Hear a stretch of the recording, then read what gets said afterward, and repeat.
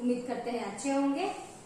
तो आज हम आप लोग के लिए लेके आए हैं एक्सरसाइज 7.1 क्लास 10 का एनसीईआरटी मैथ्स कोऑर्डिनेट ज्योमेट्री का। तो हमने अपने पिछले वीडियो में जो है एक्सरसाइज 7.1 का पहले क्वेश्चन का तीनों भाग का सॉल्यूशन कर लिया था और हमें उम्मीद है कि आपको समझ में भी आया होगा। तो आज हम आप लोग के लिए लेके आए हैं क्वेश्चन नंबर 2 और जो कि हमें उम्मीद है कि आपको अच्छे से समझ में आएगा। तो प्लीज मेरे वीडियो को पूरी अच्छी तरीके से देखिए। तो चलिए सबसे पहले हम लोग क्वेश्चन को पढ़ते हैं। तो बिंदुओं 0,0 और 36,15 के बीच की दूरी ज्ञात कीजिए। क्या आप अनुच्छेद 7.2 दिए गए दोनों शहरों ए और बी के बीच की दूरी को ज्ञात कर सकते हैं। तो यहाँ पे जो है दो बिंदु है दिए हुए, दो बिंदु के दूरी का मान दिए हुए हैं। तो बिंदु का मान दिए हुए तो हमको क्या निकालना है, बीच की दूरियां निकालने के लिए बोल रहा है।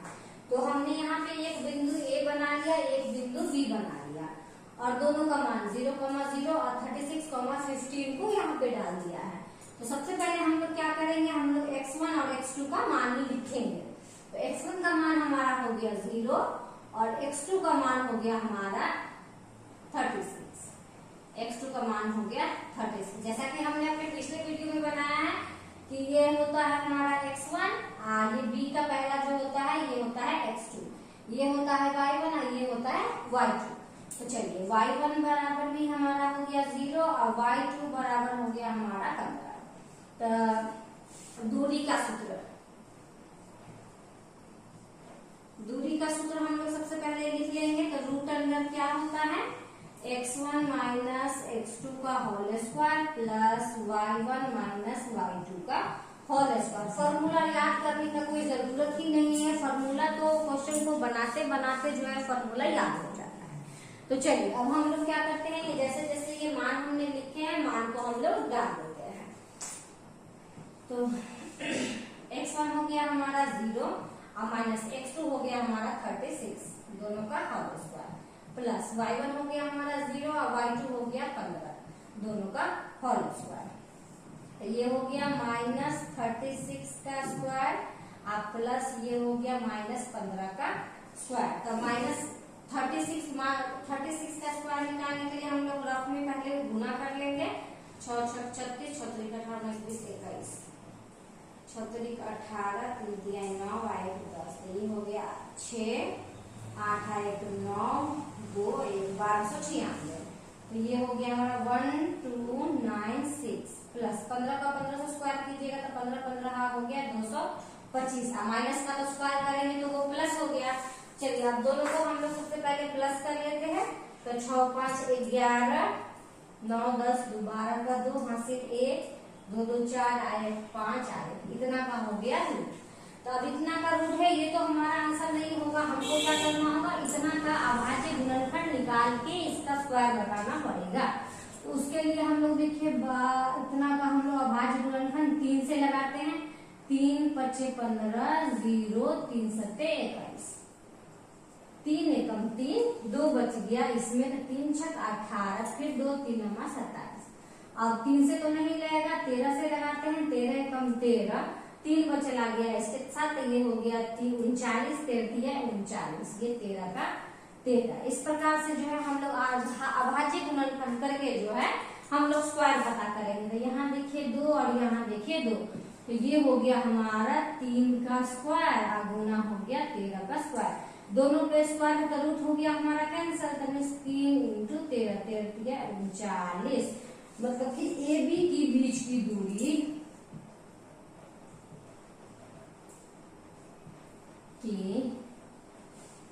दूरियां हो गया हमारा 39 किलोमीटर, जो भी हो। ठीक है, तो यह जो है हमारे आधे क्वेश्चन का भाग जो है यह हल हो गया। बिंदु इतना के बीच की दूरी हम लोगों ने ज्ञात कर लिया है, 39 हुआ है। क्या आप अनुच्छेद 7.2 दिए गए ए और बी की बीच की दूरी को ज्ञात कर सकते हैं।